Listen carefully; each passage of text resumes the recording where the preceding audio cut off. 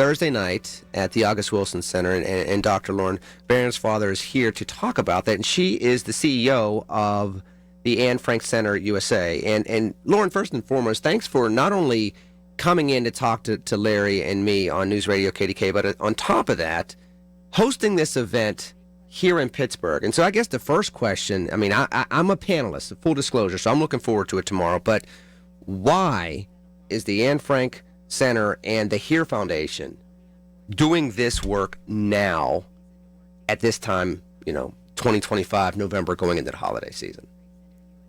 Great question, and thank you for having me this morning. I'm really excited to be here. Now is the time, is my answer. We've had a lot of pressures separating communities. Leon Ford is a friend of mine. We've been trying to find a reason to work together for a long time. We're both based in Pittsburgh, even though Anne Frank Center USA is a national organization based in New York. Pittsburgh is the place to do it, and now is the time. The story of Anne Frank, many school children remember. That was one thing that seemed to be universally taught. Is it still? So Anne Frank is definitely still taught. Sometimes students will read the play rather than the diary itself. Generally, it's assigned in 8th grade. And so many students are familiar with the story of Anne Frank. The program that we're doing tomorrow is a theatrical performance from the Anne Frank Center that puts Anne Frank and Dr. Martin Luther King Jr. on the stage side by side, in their own words. And one remarkable fact about both of these luminaries, they were both born in 1929. So we don't think of them as being the same age. I'm seeing the looks on your face. Absolutely right. You don't think of them as being contemporaries.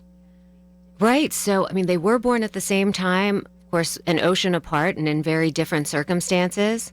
They were both writing during confinement in the pieces of writing that we have in this program tomorrow. And they were talking about a lot of the same things. So they bring out themes about individual responsibility, the power that we have to make a difference with our decisions. And I'm really looking forward to bringing this to the Pittsburgh community.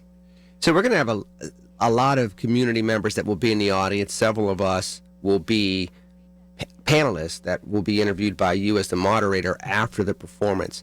What kind of spark should we expect from the performance to kind of get people to not only take in the message, but then do something with the message starting in 2026? Yeah, so we're all about that spark. For sure. And one thing that the feedback we get, both of these people were taken from us way too soon. Nevertheless, when you hear their words, it inspires you. It feels hopeful. And we understand the power of our voices.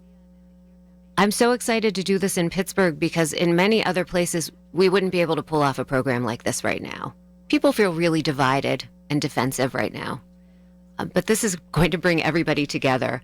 And the goal is we see each other's humanity. We want to be there for each other. And this is something that Leon and the HERE Foundation are all about that. So it's a natural partnership for us and really a remarkable opportunity for the Anne Frank Center to be together on the stage with so many important leaders. The real fascination for many people is how can a young lady facing, obviously, one of the most horrific events in the history of humanity, and yet do it with such kindness and grace. That's part of the takeaway that I think a lot of people, especially at her age, marvel at. Mm-hmm. Absolutely. And she was a great writer. So, when you hear her words out loud, they have a power that they have beyond the written page. So that will also inspire people. She was 13 to 15 years old when she was writing her diary. And she was 15 when she died in a Nazi concentration camp. So just to think about the grace with which she faced that situation. And I think that's a theme of this program. Same with Dr. King. He was in jail in Birmingham when he wrote the letter that we're quoting from in this production. And he was thinking about nonviolence. He saw the way to protest that was going to reach people.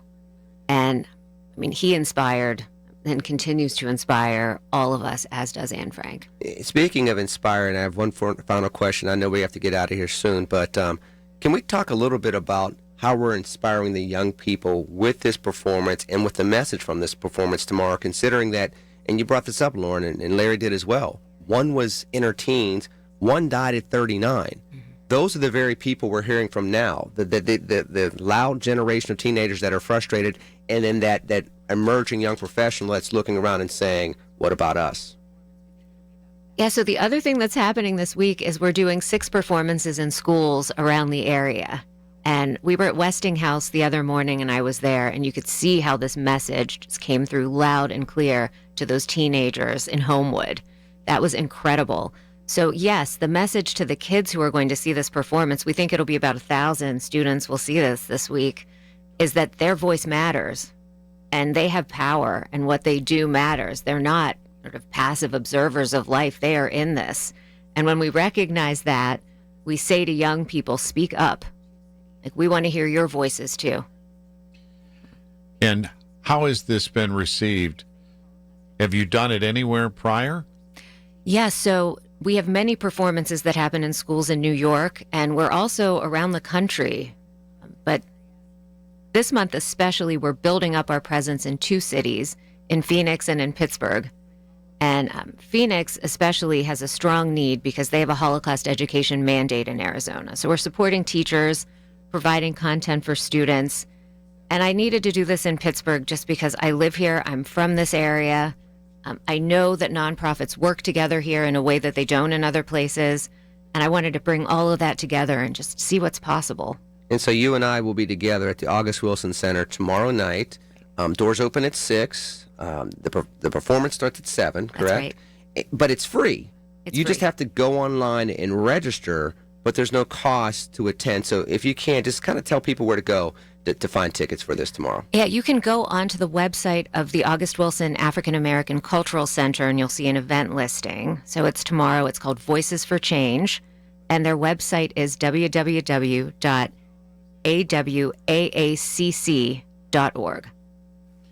Well, it's a great opportunity to meet you. And even though you're a Pittsburgher, this international stage and a powerful message. So appreciate you coming in. Lenny, thank you. Thank you for having us. Opening the light in our eyes as you always try to do. We Thank you, appreciate sir. it. God bless you all.